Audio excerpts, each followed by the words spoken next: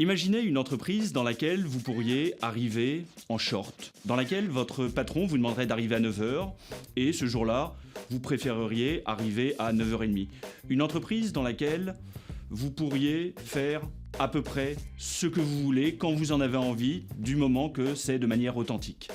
Cette entreprise, ce serait l'entreprise parfaite. La question est donc, peut-on être soi-même au travail? Comme l'aurait dit Oscar Wilde, sois toi-même, tous les autres sont déjà pris. Mais la question ne se poserait pas si, précisément, on pouvait ne pas être soi-même. En entreprise, plus particulièrement, il y a des injonctions à ce que l'on appelle du savoir-être. Ce que manifeste cette expression de savoir-être, c'est précisément que l'entreprise elle-même se fait une certaine idée de ce qu'elle aimerait que nous soyons. Et comme le disait Aristote, tu es ce que tu fais sans cesse.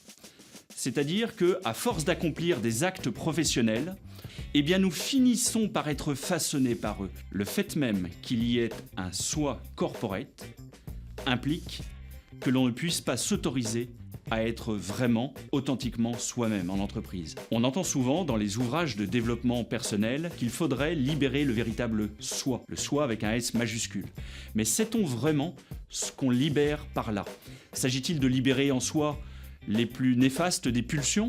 Freud ne nous rappelle-t-il pas que nous sommes tous des pervers polymorphes? S'agit-il de libérer la bête polycéphale dont parle Platon au livre 9 de la République? Nous voyons bien à ces exemples qu'il y a une nécessité sociale à savoir se tenir, savoir identifier qui l'on est vraiment, ou plus exactement qui l'on veut être. C'est dès l'enfance que ça se construit, dès l'école, là où le processus éducatif justement va nous permettre de reconnaître notre véritable soi, en tout cas celui auquel on aspire. L'essentiel est de garder en tête que ce n'est pas à l'entreprise de vous fixer qui vous devez être, mais c'est à soi sans cesse de réinterroger qui on souhaite devenir.